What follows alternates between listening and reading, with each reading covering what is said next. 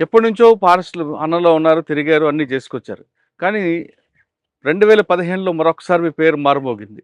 అవును. మహబూబ్‌నగర్ కోర్ట్ నుంచి AK-47 తీసుకొని వెళ్ళడం.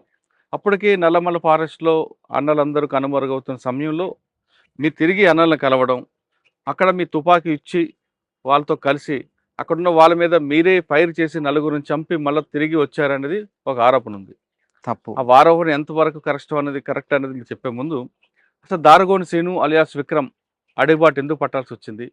పట్టిన తర్వాత మీరు చేసిన కార్యక్రమాలేంటి? మీ కుటుంబ నేపథ్యం ఒకసారి చెప్పండి. మాది వ్యవసాయ కుటుంబం మాది. వచ్చేసి ఇగ నేను చిన్నప్పటి నుంచి పార్టీ గ్రామాలలో ఏ అనేక ఊరు మనది? తిరుమలాపురం, బీకే తిరుమలాపురం. హ్మ్. ఇక పార్టీ ప్రభావం ఎక్కువ ఉండేది. అయితే ఆ టైంలో ఏందంటే భూ సమస్య అనేది మా గ్రామంలో బాగా తీవ్రంగా ఉండేది. అట్లా పార్టీ పార్టీ అండతోటి ప్రజలు చాలా వందల ఎకరాల భూమి కొట్టుకొని అట్లా సాగు చేసుకుంటా జీవిస్తున్నారు. ఆ టైంలోనే నాకు పార్టీ పరిచయమైంది. ఎవరి ద్వారా? రఘు అని ఉండే. హుహు. సంతోష్ రఘు ఉండే. వాళ్ళ ద్వారా పరిచయమైంది. అట్లా ఆ భావజాలంతోటి ఎళ్ళిపోయాను. 2002లో హ్మ్. వెళ్లారు. పార్టీకి వెళ్ళిన తర్వాత ఎక్కడెక్కడ పనిచేశారు? ఎవరు మీకు బాధ్యులు? ఫస్ట్ ఎళ్ళిన తర్వాత కొంతకాలం లోపట్నే ఉన్నా. అంతకంటే ముందు రైతు కూలి సంఘంలో పనిచేసిన లీగల్‌గా. తర్వాత ఫుల్ టైమర్ ఎళ్ళిన తర్వాత సరళసాగర్ దళంలో 1+1గా పంపించిర్రు. హ్మ్. అక్కడ ఒక సంవత్సరం దాకా పనిచేసిన. ఆ సంవత్సరన్నరలో మీకు బాగా గుర్తుండిపోయిన సంఘటన చెప్పండి. అంటే ఉదయం లేచిన దగ్గర నుండి కార్యక్రమాలవ్వచ్చు, హ్మ్. రాజకీయ తరగతులు కావచ్చు, ఆయుధ శిక్షణ కావచ్చు, ప్రజల్లోకి వెళ్ళి ఆ పోరాటాలు గాని, ప్రజా కోర్టులు గాని, మీరు చేసిన కార్యక్రమాలు. మీరు చేసే కార్యక్రమాల్లో పేద ప్రజలకి ఎలాంటి బెనిఫిట్‌లొచ్చాయి? అంటే నేను ఒక్కడిని అనేది ఏం చేయలేదు. ఒక్కడిగా పార్టీ కదా అది. పార్టీ అంతా కలిసే చేసింది. అవును. నేనెళ్ళిన తర్వాత అంటే నేను సింగిల్‌గా ఆర్గనైజేషన్‌కెళ్ళిన. హుహు. ఓన్లీ ప్రజలతో సంబంధాలు ఏర్పాటు చేసుకొని, అక్కడ ప్రజల అంటే గ్రామ స్థాయిలో కమిటీల నిర్మాణం చేసుకోవడంలో భాగంగా నేను అటెళ్ళినా. కానీ ఉద్యమాలనేది ఏం అక్కడ పోరాటాలనేం చేయలేదు. తర్వాత వచ్చేసి కల్వకుర్తి దళంలో పనిచేసిన. మళ్ళీ నెక్స్టు ఎక్కువ శాతం కాదన్న నల్లమల్లు. మీరు సంవత్సరం పాటు ఉన్నారు గదా! ప్రజలకు దగ్గరవ్వడం. అప్పుడు ప్రజల నుంచి సపోర్ట్ వచ్చిందా? సపోర్టు చాలా ఆదరణ ఉండేది. హ్మ్. చాలా సహకరించేవాళ్ళు ప్రజలు. హ్మ్. వాళ్ళ గ్రామంలో ఉండే కొన్ని వాళ్ళ వ్యక్తిగత సమస్యల్ని మేము పరిష్కరించేది. అట్లా గ్రామాలు సివిల్‌గా తిరిగేదక్కడ. హుహు. అంటే గ్రామాల్లో తిరుగుతున్న సమయంలో మీకు భోజనం అని పార్టీ అవును. గ్రామస్తులు ఏర్పాటు చేస్తారు. అవును. మరి పడుకోవడం అది ఎక్కడుండేది? నైటంతా గ్రామాలకెళ్తాం. డే అంతా పొలాలలోకెళ్ళి ఎక్కడనో బావుల దగ్గర పండుకునేది. అంటే అప్పుడు మీకు బాధ్యుడెవరు? అంటే 1+2 వెళ్ళాం. అక్కడ మా కమాండర్ లేడీ కమాండర్ ఉండే. స్వర్ణ అక్క అని ఉండేది హుహు. ఆమె.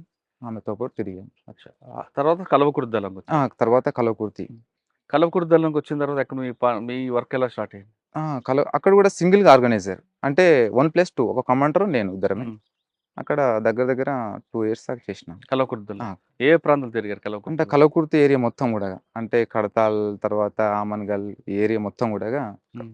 తిరిగాం. అంటే అప్పట్లో సమస్య ఏముండేది? కట్టాలు గాని ఇవన్నీ కూడా. ఆ! అయితే అప్పటికేందంటే అక్కడ దళాలనేవి ఉండేవి ఫస్టు.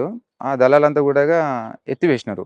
హ్మ్. అంటే నష్టపోయిందక్కడ ఎన్‌కౌంటర్‌లు కావడం వల్ల హ్మ్. నష్టపోయిన తర్వాత మళ్ళీ సింగిల్‌గా ఆర్గనైజర్ ద్వారా అంటే సింగిల్‌గా ఆర్గనైజర్ చేయాలని జెప్పేసి అక్కడ సింగిల్‌గా పంపించిర్రు. అంటే హ్మ్. ఒక దళ కమాండర్ నేనిద్దరం వెళ్ళేది. కేవలం ప్రజలతోని మనం మమేకమై వాళ్ళతో రిలేషన్‌తోనే ఉండాలనేది పార్టీ. అప్పుడు ఆ ప్రాంతంలో ఎలాంటి సమస్యలు మీరు గుర్తించారు? సమస్యలంటే ఇగ ఎక్కువ శాతం అయితే అక్కడ కొంత భూ సమస్య ఉంది. అంటే మళ్ళీ అంటే అప్పుడు పార్టీ ఉన్నప్పుడు కొన్ని వందల ఎకరాల భూమి ప్రజలకు పంచారు. మళ్ళీ ఆ భూములని అంటే మళ్ళీ అదే భూస్వాములు గుంజుకోవటానికి ప్రయత్నం చేస్తుర్రనేది పార్టీకి రిపోర్టొచ్చేది. దాని మీద మేము గట్టిగానే పోరాడాం. ఆ కట్టలు ఆ ప్రాంతంలో ప్రజాకోట్లు పెట్టి వార్నింగ్‌లు ఇచ్చేవారట కదా మీరు. అది ఇచ్చేది. మీకు బాగా గుర్తుండిపోయిన ఒక ప్రజాకోట్ ఆ! చెప్పండి. నేనైతే వ్యక్తిగతంగా ఏం ఎవరికీ ఇయ్యలేదు. ఇక పార్టీ అంతా కలిసే ఇచ్చాం అంతే. సరే కట్టాల తర్వాత? ఇక ఏమో కలవకుర్తి గ్రామాల్లో అంటే కలవకుర్తి ఏరియాలో ఎన్ని గ్రామాలుంటాయో అన్ని గ్రామాలంతా కూడా మేమే చూసుకునేది. తిరిగారు. హ్మ్. అంటే కలవకుర్తి బాగా పట్టుంది మీకు. బాగా ప్రజల ఆదరణ ఎలాగుండేదక్కడ? బాగుంటదక్కడ.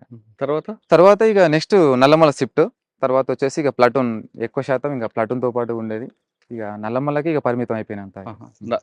ప్లాటూన్‌లో ఎన్ని సంవత్సరాలు పనిచేశారు? ప్లాటూన్‌లో దగ్గర దగ్గర 3 సంవత్సరాలు పనిచేశా. 3 సంవత్సరాలు. ఎవరు మీకప్పుడు అంటే, కమాండర్? అంటే ప్లాటూన్ కమాండరు ఆయన సంతోష్ ఉండే. ఆయన తర్వాత ఆయన ఎన్‌కౌంటర్ అయిపోయిన తర్వాత మళ్ళీ రమాకాంత్ అని ఉండే గదా! హ్మ్. అతను ప్లాటూన్ కమాండర్‌గా ఉండేది.